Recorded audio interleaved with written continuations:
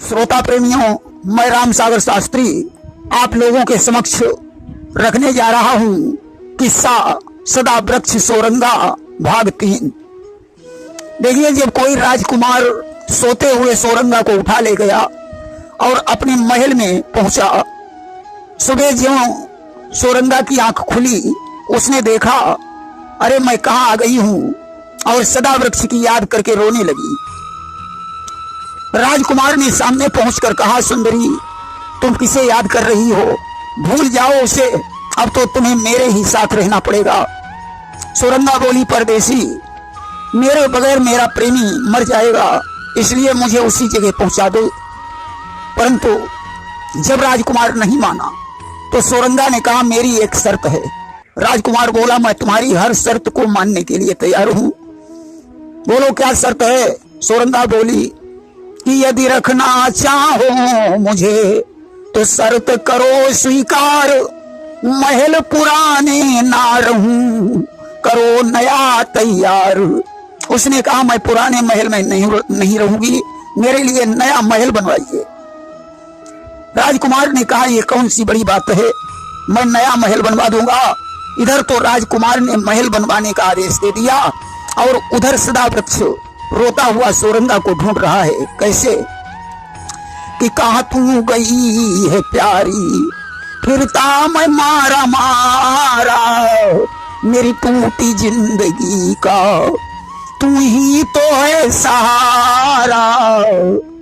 हर ओर तुझको ढूंढा, नर नारियों से पूछा, तेरा पता न पाया, मैं खोज करके हारा, कहां तू गई है प्यारी।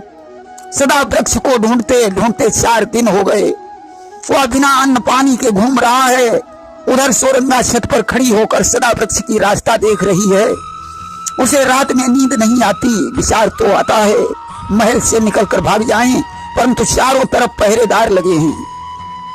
इधर सदा वृक्ष एक पेड़ के नीचे बैठे बैठे सोचता रहा और आखिर में उठकर भाग खड़ा हुआ। उसने एक नगर की तरफ सीध लगाई कि सदा वृक्ष तो चल पड़ा, दीन ही सीध लगाई, थी सोरंगा जिस नगर में वही पहुंचा जाए। अब तो सोरंगा जिस नगर में थी उसी नगर में पहुंच गया। ज्यों एक गली में घुसा और इधर उधर देखने लगा, वहां कुछ स्त्रियां खड़ी हुई थीं। वे आपस में बातचीत करने लगी। एक स्त्री बोली कि देखने में सुंदर लगे जैसे राजकुमार, चेहरे से गमगीन है, कारण कहो विचार।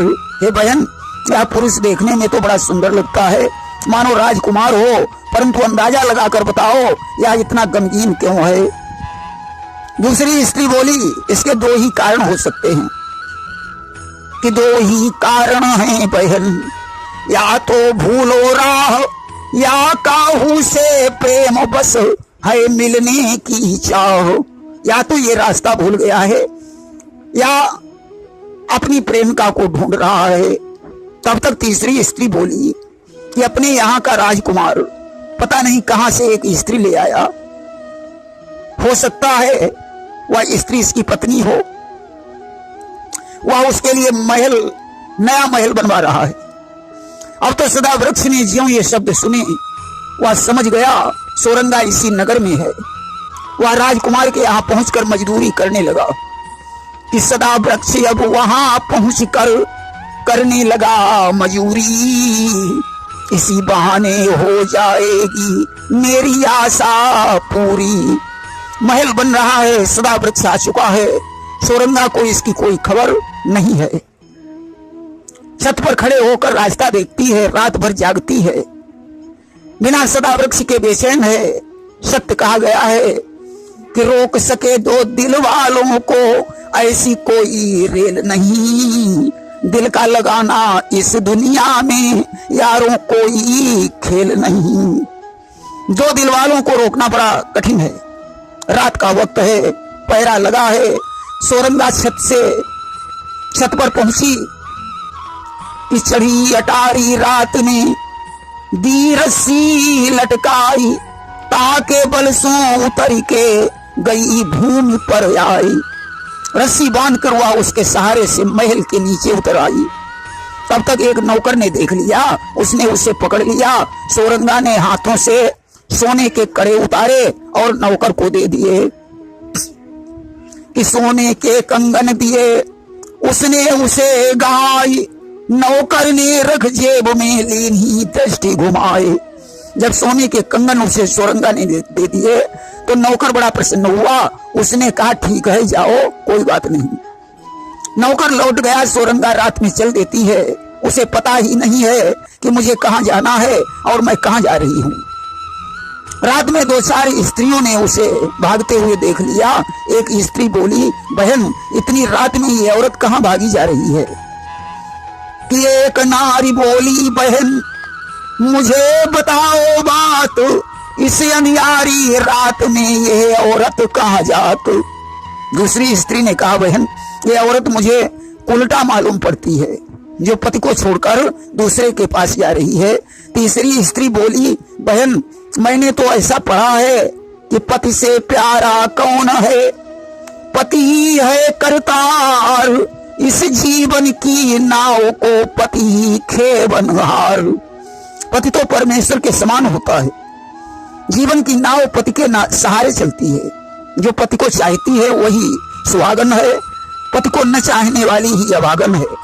कि पति वंचक पर पति रत करई, और रौरव नरक नारी सो परई। जो पति को छोड़कर दूसरे पुरुष से संबंध रखती है वह स्त्री रौरव नरक में डाली जाती है। तब तक चौथी स्त्री बोली, बहन, दिल की लगी बहुत बुरी चीज होती है, जाने दो, हमें तुम्हें क्या लेना देना।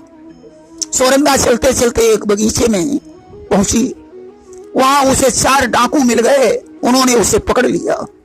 अब तो उनका आपस में झगड़ा होने लगा।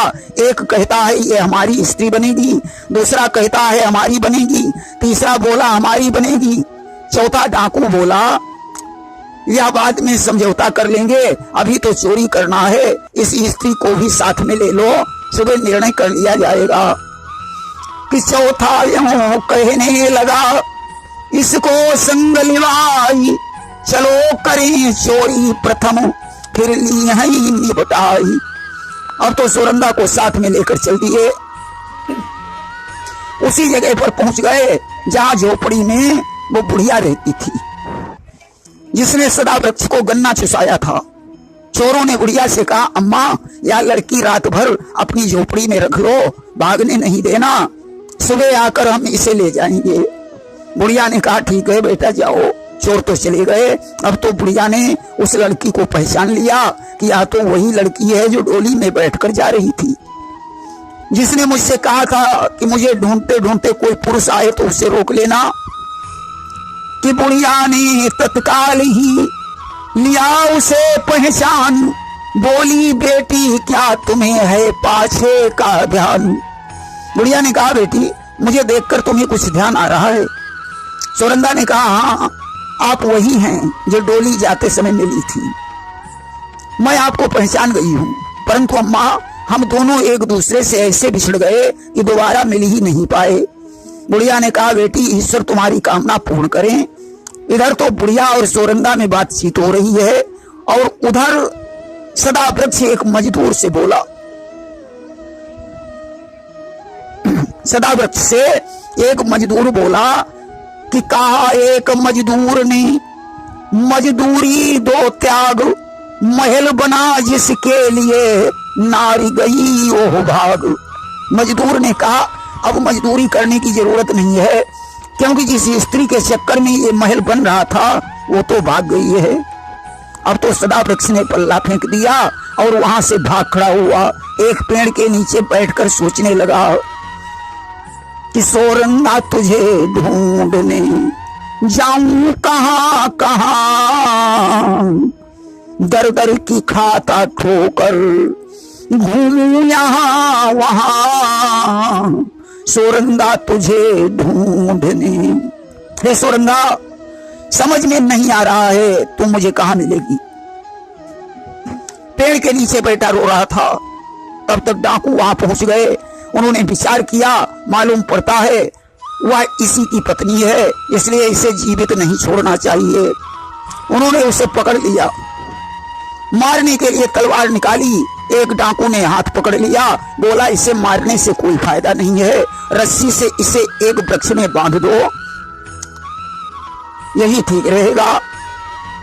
कि मिल गए वही बदमाशों से, पति समझ दौड़ कर पकड़ लिया, रस्सी निकाल कर झोले से तत्काल पेड़ से जकड़ दिया। डाकुओं ने उसे एक पेड़ में जकड़ दिया और बुढ़िया के पास चल दिए। तब तक बुढ़िया ने उस लड़की से कहा, बेटी वो लोग बदमाश हैं, अभी आ रहे होंगे, इसलिए ऐसा करो तुम यहाँ से भाग जाओ।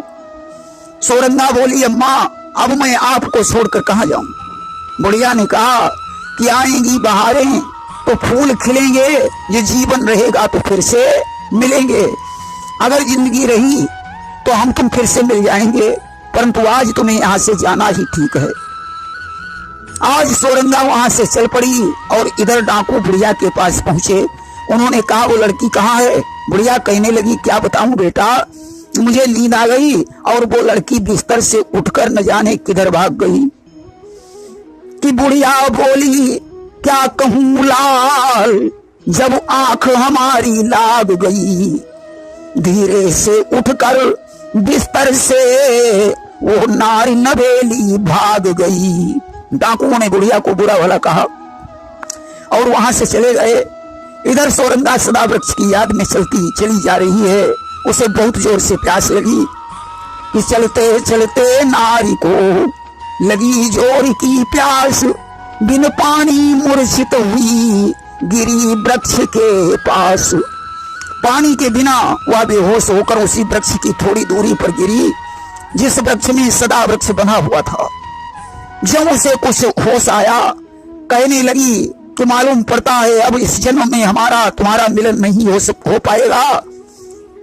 तब तक उधर सदा वृक्ष ने आवाज लगाई कि हाँ सोरंगा क्या करूं, कैसे पाऊं तो बना हुआ हूं वृक्ष से, समझ न आवे मोई। अब तो सोरंगा ने सदा वृक्ष की आवाज पहचानी, जाकर वृक्ष से उसे खोल दिया। दोनों का मिलन हुआ। अब तो दोनों ने वादा किया कि अब एक दूसरे से जुदा नहीं होंगे। कि दोनों आपस में जब ही जतलाते थे चाह, तभी पहुंच पति ने वहां पकड़ी उसकी बाह।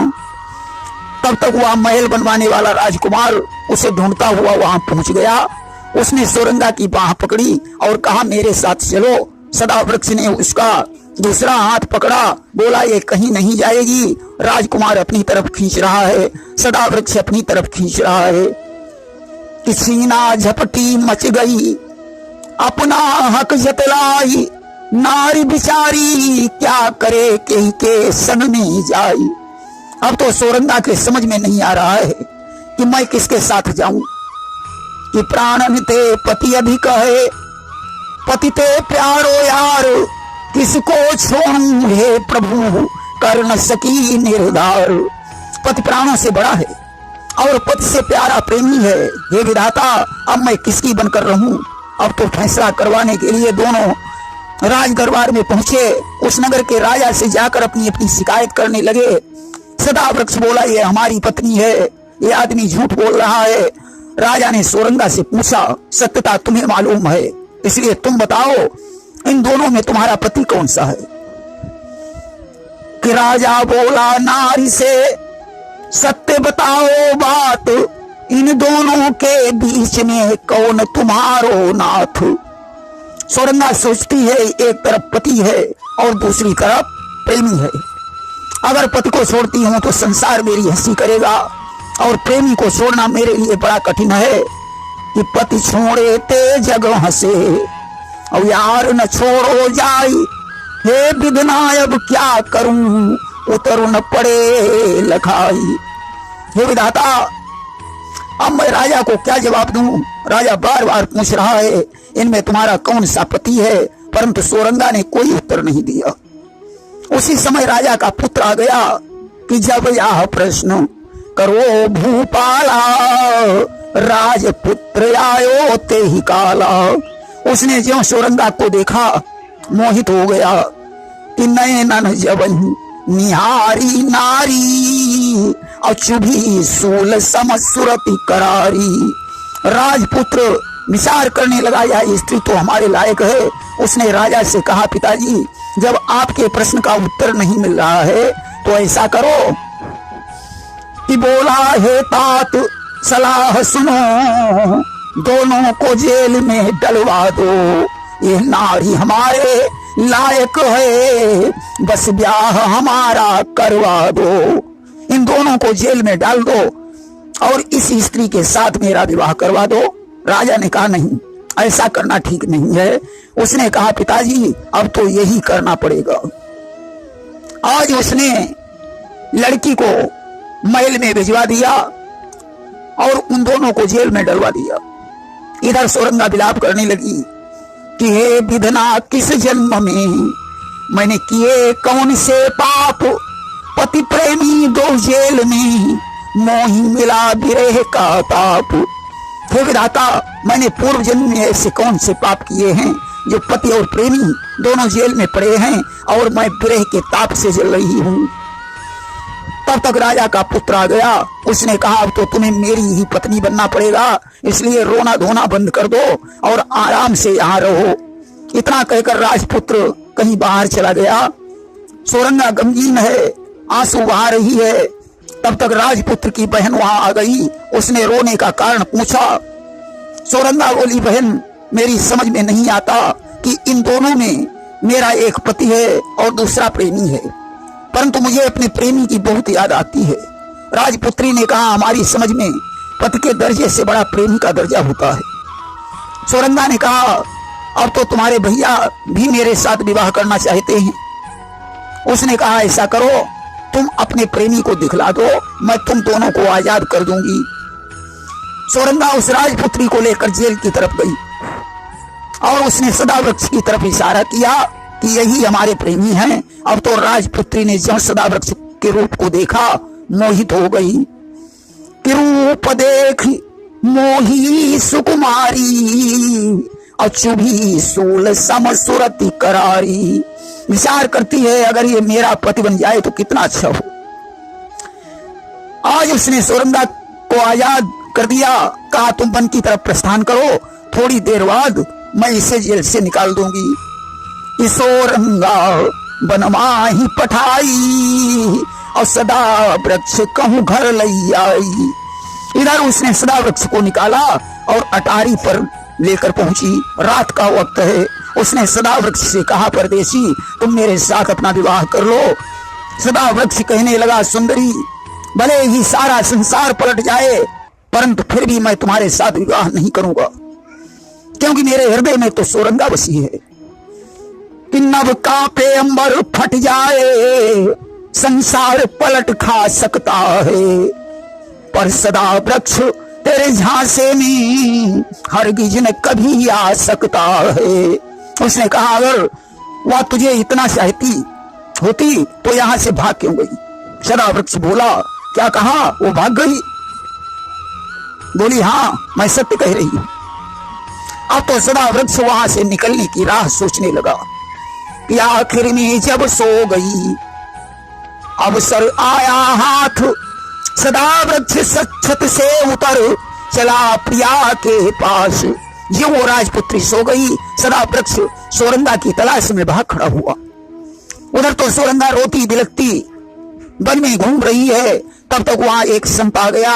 उसने उसके दुख का कारण पूछा और अपने आश्रम पर ले आया। सोरंगा आश्रम पर रहने लगी।